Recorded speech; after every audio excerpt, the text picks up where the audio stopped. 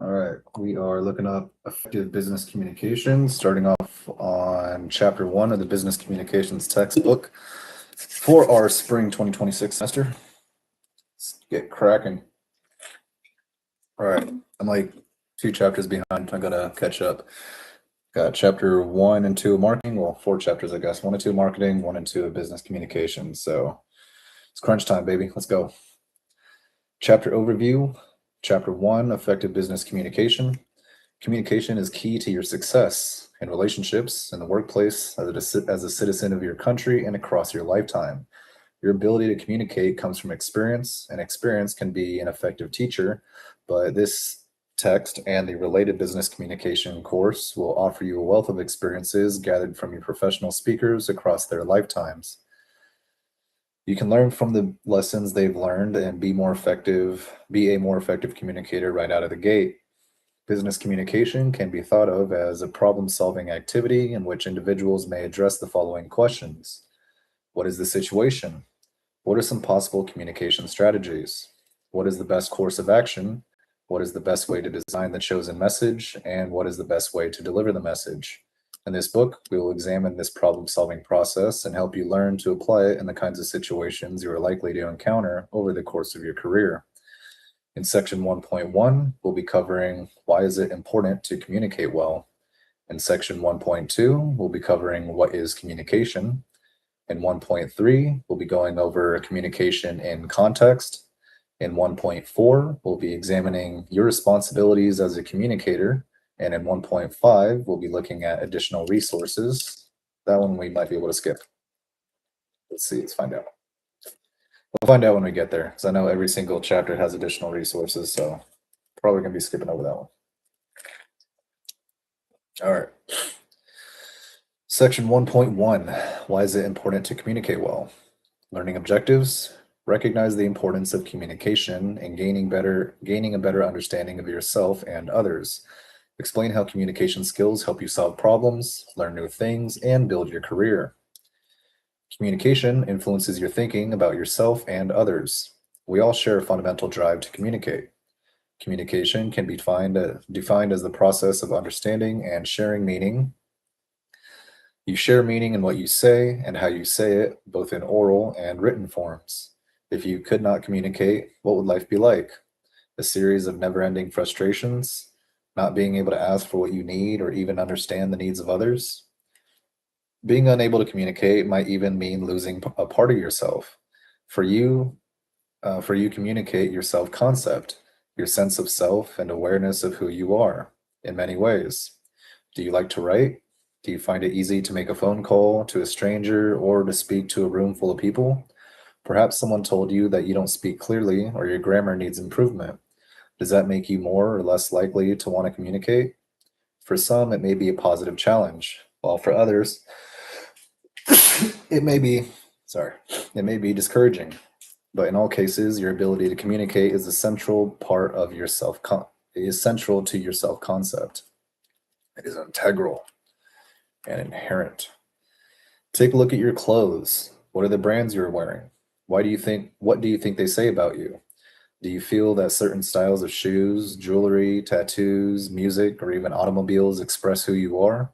Part of your self-concept may be that you express yourself through texting or through writing longer documents like essays and research papers, or through the way you speak.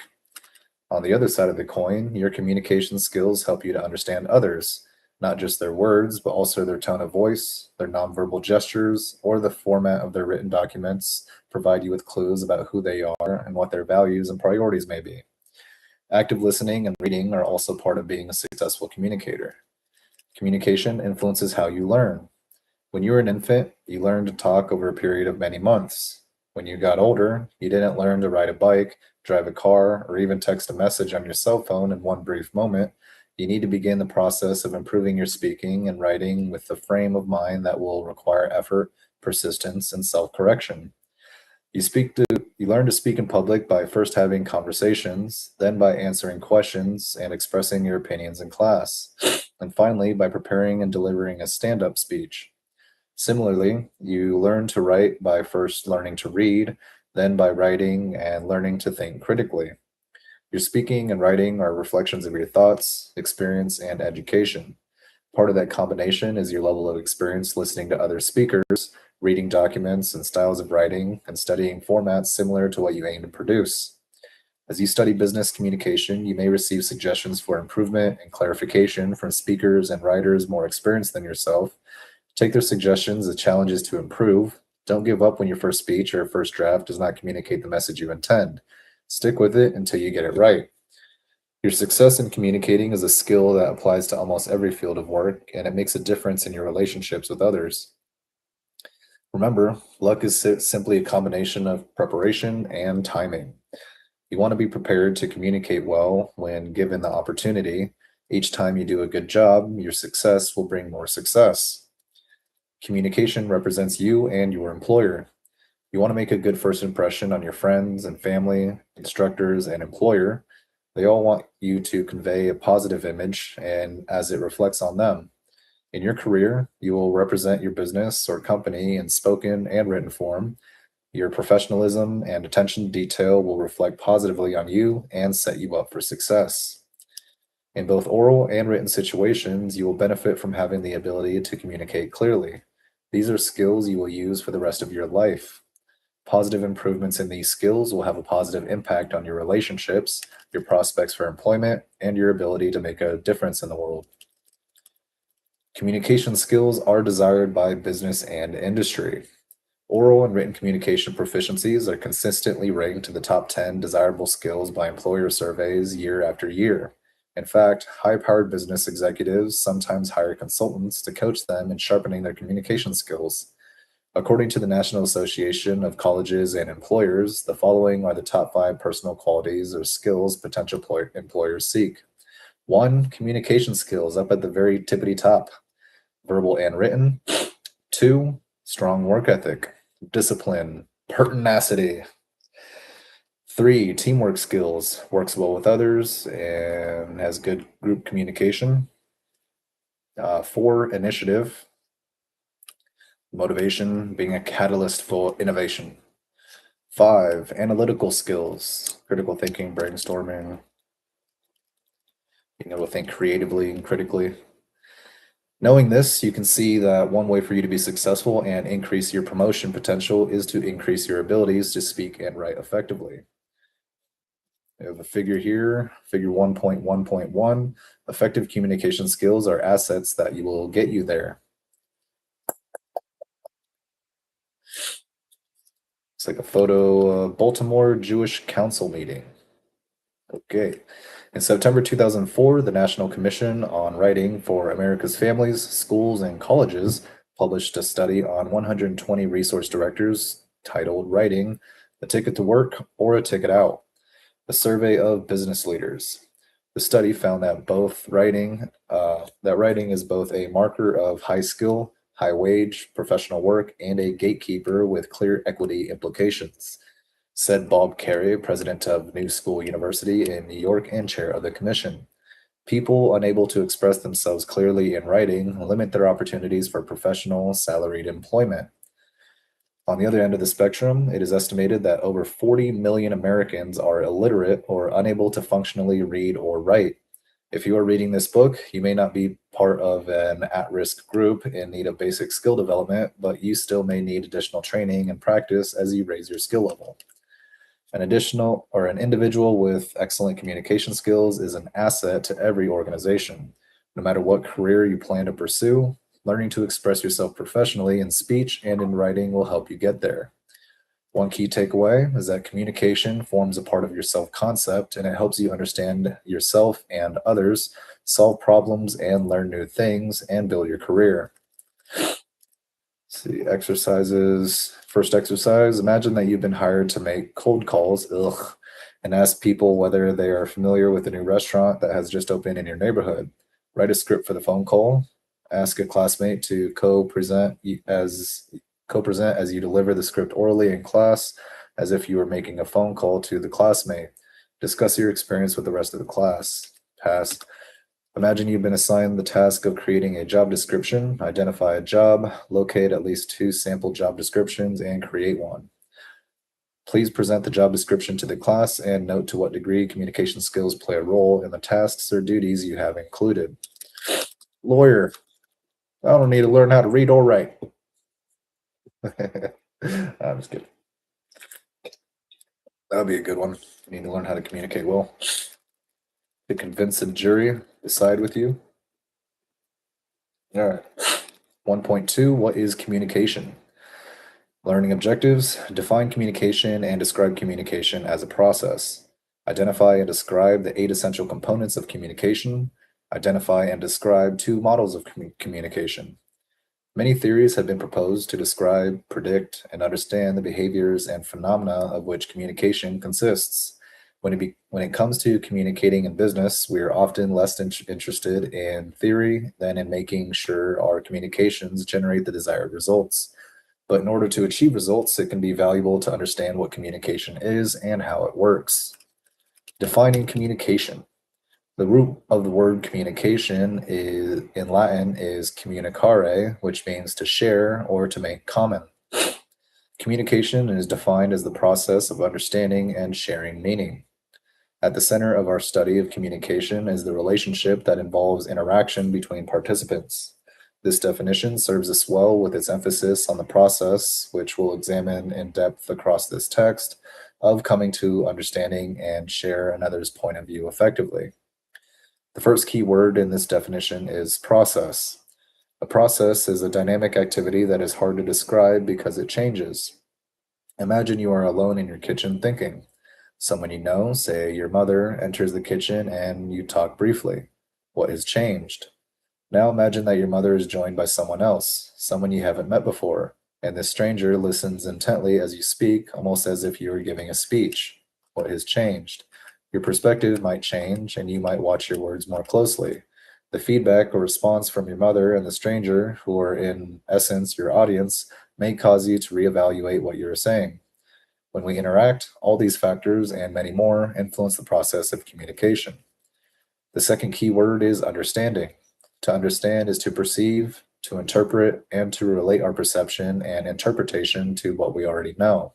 If a friend tells you a story about falling off a bike, what image comes to mind? For me, it comes to me trying to jump my bike off the back of a pickup truck, thinking I was going to go bunny hop it like that, straight onto the ground and land. What ended up happening was I didn't have enough momentum, go like that. First wheel comes down and I face plant straight into the ground. That's what comes to mind for me. Now, your friend points out that the window and you see a motorcycle lying on the ground. Understanding the words and the concepts or objects they refer to is an important part of the communication process. Next comes the word sharing. Sharing means doing something together with one or more people. You may share a joint activity, as when you share in compiling a report, or you may benefit jointly from a resource, as when you and several co-workers share a pizza. In communication, sharing occurs when you convey thoughts, feelings, ideas, or insights to others. You can also share with yourself, a process called intrapersonal communication, when intrapersonal, not intrapersonal communication, when you bring ideas to consciousness, ponder how you feel about something, or figure out the solution to a problem and have a classic aha moment when something becomes clear. Jinkies. Light bulb. Finally, meaning is something. Oh my god. Finally, meaning is what we share through communication. The word bike represents both a bicycle and a short name for a motorcycle. By looking at the context, the word is used in and by asking questions. Oh, hold on. By looking at the context the word is used in and by asking questions, we can discover the shared meaning of the word and understand the message. The 8 essential components of communication. In order to better understand the communication process, we break it down into a series of 8 essential components. 1, the source. 2, message. 3, channel. 4, receiver. 5, feedback. 6, environment.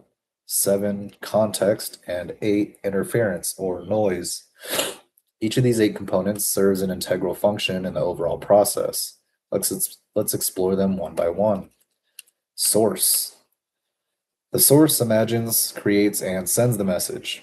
In a public speaking situation, the source is the person giving the speech. He or she conveys the message by sharing new information with the audience. The speaker also conveys a message through his or her tone of voice, body language, and choice of clothing. The speaker begins by first determining the message, what to say, and how to say it. The second step involves encoding the message by choosing just the right order or the perfect words to convey the intended meaning. The third step is to present, to present or send the information to the receiver or audience. Finally, by watching for the audience's reaction, the source perceives how well they receive the message and responds with clarification or supporting information. The message. The message is the stimulus or meaning produced by the source for the receiver or audience.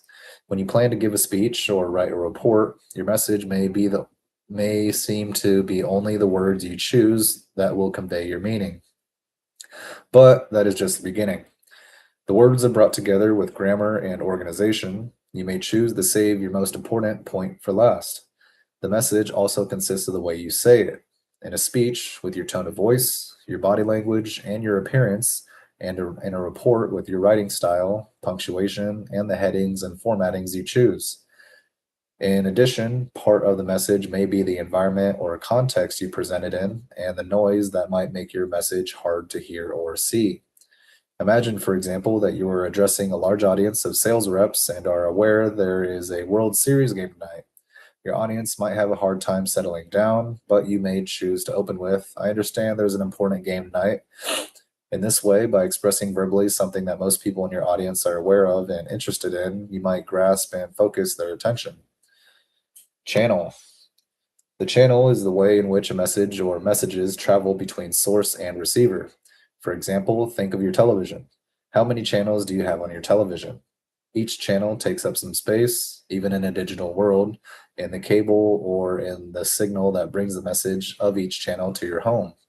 Television combines an audio signal you hear with a visual signal you see. Together, they convey the message to the receiver or audience. Turn off the volume on your television. Can you still understand what's happening? Many times you can, but because the body language conveys part of the message of the show. Now turn up the volume, but turn around so that you cannot see the television. You can still hear the dialogue and follow the storyline. Similarly, when you speak or write, you are using a channel to convey your message. Spoken channels include face-to-face conversations, speeches, telephone conversations, and voicemail messages, radio, public address systems, and voice over internet protocol, or VoIP. Written channels include letters, memorandums, purchase orders, invoices, newspaper and magazine articles, blogs, email, text messages, tweets, and so forth. Are they still called tweets now that it's X? I don't know. Receiver. The receiver receives the message from the source, analyzing and interpreting the message in ways both intended and unintended by the source. To better understand this component, think of a receiver on a football team. The quarterback throws the football, the message, to a receiver who must see and interpret where to catch the ball. The quarterback may intend for the receiver to catch his message in one way, but the receiver may see things differently and miss the football, the intended meaning altogether. As a receiver, you listen, see, touch, smell, and/or taste to receive a message. Your audience sizes you up, much as you might check them out long before you take the stage or open your mouth. The nonverbal responses of your listeners can serve as clues on how to adjust your opening. By imagining yourself in their place, you anticipate what you would look for if you were them. Just as a quarterback plans where the receiver will be in order to place the ball correctly, you too can reorganize the interaction between source and receiver in a business communication context. All of this happens at the same time, illustrating why and how communication is always changing. Feedback. When you respond to the source, intentionally or unintentionally, you're giving feedback. Feedback is composed of the messages the sender or the receiver. Feedback is composed of the messages the receiver sends back to the source, verbal or nonverbal. All these feedback signals allow the source to see how well, how accurately, or how poorly and inaccurately the message was received. Feedback also provides an opportunity for the receiver or audience to ask for clarification, to agree or disagree, or to indicate that the source could make the message more interesting. As the amount of feedback increases, the accuracy of communication also increases. For example, suppose you are a sales manager participating in a conference call with four sales reps. As the source, you want to tell the reps to take advantage of the fact that it is World Series season to close sales on baseball related sports gear. You state your message, but you hear no replies from your listeners. You might assume that this means they understood and agreed with you, but later in the month, you might be disappointed to find that very few sales were made. You followed up your message with a request for feedback. Does this make sense? Do any of you have any questions? You might have an opportunity to clarify your message and to find out whether any of the sales reps believed your suggestion would not work with their customers. Environment. The environment is the atmosphere, physical and psychological, where you send and receive messages. The environment can include the tables, chairs, lighting, and sound equipment that are in the room. The room itself is an example of the environment. The environment can also include factors like formal dress that may indicate whether a discussion is open and caring or more professional and formal.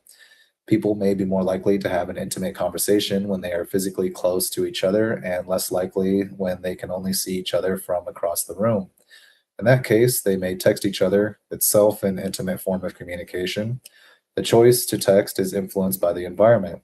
As a speaker, your environment will impact and play a role in your speech. It is always a good idea to go check out where you'll be speaking before the day of the actual presentation. Context. The context of the communication interaction involves the setting, scene, and expectations of the individuals involved. A professional communication context may involve business suits, environmental cues that directly or indirectly influence expectations of language and behavior among the participants. A presentation or discussion does not take place as an isolated event. When you came to class, you came from somewhere. So did the person seated next to you. So did the person seated next to you, as did the instructor. What? They didn't just materialize right there? That's crazy. The degree to which the environment is formal or informal depends on the contextual expectations for communication held by the participants. The person sitting next to you may be used to informal communication with instructors, but this particular instructor may be used to verbal and nonverbal displays of respect in the academic environment. You may be used to formal interactions with instructors as well and find your classmates' question of, "Hey, teacher, sup, teach, sup, doc? Hey, teacher, do we have homework today?" As rude and inconsiderate. Oh, hold on. So I might find your classmates' question. "Hey, sup, teach? Got homework today?" As rude and inconsiderate when they see it as normal. The nonverbal response from the instructor will certainly give you a clue about how they perceive the interaction, both the word choices and how they were said. Context is all about what people expect from each other, and we often create those expectations out of environmental cues. Traditional gatherings like weddings or quinceañeras are often formal events. There is a time for quiet social greetings, a time for silence as the bride walks down the aisle, or the father may have the first dance with his daughter as she is transformed from a girl to womanhood in the eyes of her community. In either celebration, there may come a time for rambunctious celebration and dancing. You may be called upon to give a toast, and the wedding or quinceañera context will influence your presentation, timing, and effectiveness. We have figure 1.2.1. Context is all about what people expect from each other. What is this? Toshihiro Gamo, Marriage Matrix. It looks like Japan. Marriage in Japan. Cool. In a business meeting, who speaks first? That probably has some relation to the position and role of each person, the role each person has outside the meeting. Context plays a very important role in communication, particularly across cultures. Now, interference. Interference, also called noise, can come from any source. Interference is anything that blocks or changes the source's intended meaning of the message. For example, if you drove a car to work or school, chances are you are surrounded by noise. Car horns, billboards, or perhaps the radio in your car interrupted your thoughts or your conversation with the passenger. Psychological noise is what happens when your thoughts occupy your attention while you are hearing or reading a message. Imagine that it is 4:45 p.m. and your boss, who is at a meeting in another city, emails you asking for last month's sales figures, an analysis of current sales projections, and the sales figures from the same month for the past 5 years. You may open the email, start to read, and think, great, no problem. I have those figures and that analysis right here in my computer. You fire off a reply with last month's sales figures and the current projections attached. Then at 5 o'clock, you turn off your computer and go home. The next morning, your boss calls on the phone to tell you he was inconvenienced because you neglected to include the sales figures from the previous years. What was the problem? Interference. By thinking about how you wanted to respond to your boss's message, you prevented yourself from reading attentively enough to understand the whole message. Interference can come from other sources too. Perhaps you are hungry and your attention to your current situation interferes with your ability to listen. Tummy's all rumbly. Maybe the office is hot and stuffy. Oh, yeah, that's miserable. If you were a member of an audience listening to an executive speech, how could this impact your ability to listen and participate? Noise interferes with normal encoding and decoding of the message carried by the channel between source and receiver. Not all noise is bad, but noise interferes with the communication process. For example, your cell phone ringtone may be a welcome noise to you, but it may interrupt the communication process in class and bother your classmates. Two models of communication. Researchers have observed that when communication takes place, the source and the receiver may send messages at the same time, often overlapping. You, as the speaker, will often play both roles as the source and receiver. You'll focus on the communication and the reception of your messages to the audience. The audience will respond in the form of feedback that will give you important clues. While there are many models of communication, here we will focus on two that offer perspectives and lessons for business communicators. Rather than looking at the source sending a message and someone receiving it as two distinct acts, researchers often view communication as a transactional process, with actions often happening at the same time. The distinction between source and receiver is blurred in conversational turn-taking, for example, where both participants play both roles simultaneously. We have a source receiver, message feedback channels, and message feedback with interference potentially there. Just kind of off to the side. Figure 1.22, transactional model of communication. Now, researchers have also examined the idea that we all construct our own interpretations of the message. As the State Department quote at the beginning of this chapter indicates, what I said and what you heard may be different. In the constructivist model, we focus on the negotiated meaning or common ground when trying to describe communication. Imagine that you are visiting Atlanta, Georgia, and go to a restaurant for dinner. When asked if you want a Coke, you may reply, sure. The waiter may then ask again, what kind? And you reply, Coke is fine. Coke, I want Coke. The waiter may then ask a third time, what kind of soft drink would you like? The misunderstanding in this example is that in Atlanta, the home of the Coca-Cola Company, most soft drinks are generically referred to as Coke. When you order a soft drink, you need to specify what type, even if you wish to order a beverage that is not cola or not even made by the company Coca-Cola. To someone from other regions of the United States, the word pop or soda may be the familiar way to refer to a soft drink, not necessarily the brand of Coke. In this example, both you and the waiter understand the word Coke, but you each understand it to mean something different. In order to communicate, you must each realize what the term means to the other person and establish common ground in order to fully understand the request and provide an answer. So you have the source receiver as one person, source and or receiver as another person, and the negotiated meaning in between them. Figure 1.2.3, the constructivist model of communication, as explained just 5 seconds ago. Because we carry the multiple meanings of words, gestures, and ideas within us, we can use a dictionary to guide us, but we will still need to negotiate meaning. One key takeaway here, the communication process involves understanding, sharing, and meaning, and it consists of 8 essential elements: source, message, channel, receiver, feedback, environment, context, and interference. Among the models of communication are the transactional process, in which actions happen simultaneously, and the constructivist model, which focuses on shared meaning. Uh, a few different exercises here. One, draw what you think communication looks like. Share your drawing with your classmates. 3, I think we did that in class just the other day. 2, list 3 environmental cues and indicate how they influence your expectations for communication. Please share your results with your classmates. How does this context influence your communication? Consider the language and culture people grew up with and the role these play in communication styles. 4, if you could design the perfect date, what activities, places, and/or environmental cues would you include to set the mood? Please share your results with your classmates. I'm actually pretty good at that.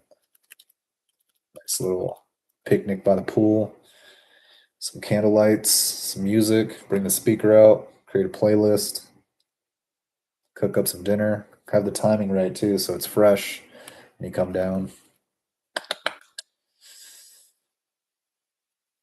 I don't know. And then maybe if you want to go a little bit extra, if you're afraid of like awkward silences and stuff like that, just have a few go-to topics just to remember, like 3 to 5 of those. Start talking about that. Stuff that you're knowledgeable about, but that also might at the same time be interesting to the other person as well. So stuff that you think the other person will find interesting and stuff that you are pretty knowledgeable about too. So you keep things going if there's a little bit of a stall. All right, observe 2 people talking. This is 5. Describe their communication. See if you can find all 8 components and provide an example for each one. And 6, what assumptions are present and transactional in the transactional model of communication? Find an example of a model of communication in your workplace or classroom and provide an example for all 8 components. All right. Point 3. Just gonna check my timing here. Yeah, we could do like half-hour increments. That's cool.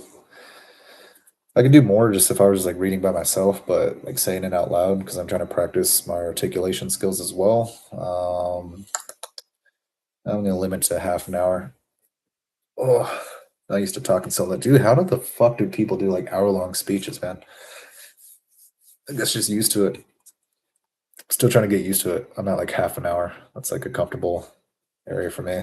I could probably go longer. I could do an hour, but I start to like not really recollect as much, and so I'm trying to have a little bit help my comprehension a little bit by just maybe capping it off at about half an hour. So we're Gucci for now. I'm gonna go ahead and come back on in a little bit, leaving off on section 1.3, communication in context.